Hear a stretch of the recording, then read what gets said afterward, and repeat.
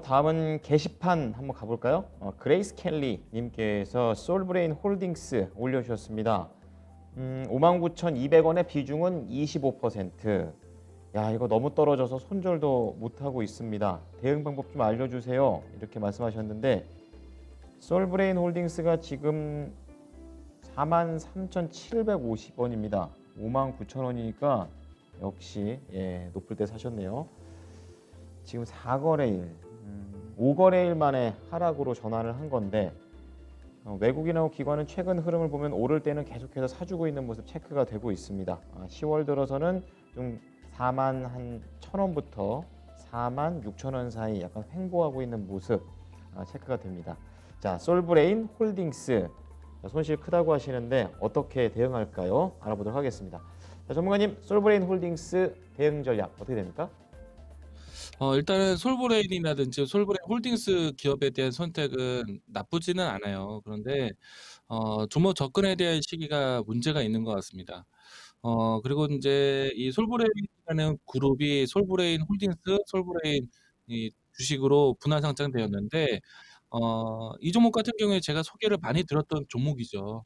시청자분들도 많이 기억하실 거라 생각이 되는데 주가를 보시면 지금 과거 차트를 가지고 있는 것이 인제 솔브레인 홀딩스입니다. 제가 이 종목을 지난해 6-7월 달에 소개를 많이 했었어요. 그리고 뭐 올라오는 과정 속에서도 꾸준하게 소개를 많이 드렸고 코로나 이후에도 다시 한번 또 챙겨 봐야 되는 종목이다라고 이야기를 드렸던 종목입니다. 물론 인제 지금은 기업 분할해서 변환된 가격이긴 하지만은 이전에 있었던 위치보다 또 지난해 연중 고점보다 확실히 높은 위치까지 올라왔어요. 분할 상장에 대한 모멘텀은 주가에 크게 반영된 것은 사실인데 주가 접근한 위치 평균 매수 가격을 보면은 59,000원 라인대 단기적으로 접근하셨잖아요. 그쵸? 이 주가가 지난해 주가보다 배 이상 올라왔는데 충분히 이제 주가에 대한 탄력도 기대해 봤겠지만은 리스크 관리에 대한 부분들이 완전히 꽝이신 거예요. 잘못 접근하신 거예요. 일단 단타 치려고 들어갔던 것 같습니다. 왜냐면은 솔브레인 홀딩스 급등세가 이틀 연속 연초를 냈고 '눌리면 사야지.'라는 생각으로 해서 접근하셨는데 눌린 거죠. 이 모습은 사실 솔브레인 주가도 마찬가지입니다. 솔브레인 홀딩스 두 종목이 모두 다 마찬가지고요. 그런데 지금은 인제 솔브레인을 다시 또 볼 때가 오긴 왔어요. 왜냐면은 이재용 부회장이 유럽 순방을 하면서 네덜란드의 ASML 회사를 다녀왔어요. EUV 노광기를 더 추가로 구매하기 위해서.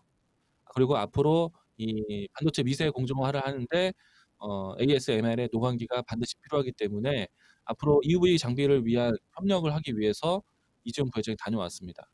반도체 미세화에 대한 공정이 앞으로 더 커질 것이라는 것이 예고되는 것이고 그렇게 커지게 되면은 그 안에 들어가는 화학 소재라든지 소재, 부품, 장비 회사들이 모두 다 주목받을 것이란 겁니다.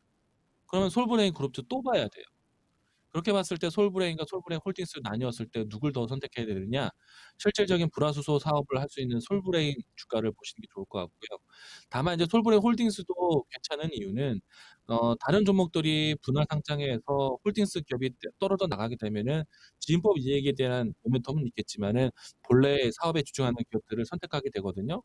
근데 솔브레인 홀딩스 같은 경우에는 이 반도체 사업뿐만 아니어도 다른 계열사 사업 또 해외 법인에 대한 수요가 굉장히 큽니다. 그래서 솔브레인 홀딩스도 괜찮아요. 근데 주가에 대한 선택이 너무 단타로 접근했던 위치에 대한 대응이 너무나 안 좋았기 때문에 이 좋은 주식을 손실 중에 보고 계신 건데 일단은 매수가까지 회복에 대한 부분들은 지금은 좀 어렵습니다. 시간은 좀 가져가야 될 거예요.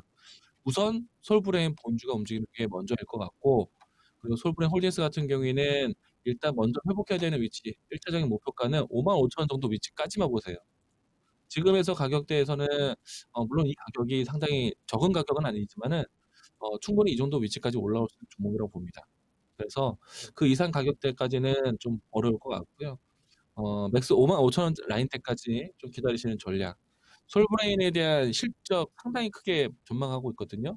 솔브레인 홀딩스도 마찬가지 실적에 대한 이런 이제 지분법 이익이 좀 상당히 커질 것이기 때문에 긍정적으로 보시기 바라겠고요.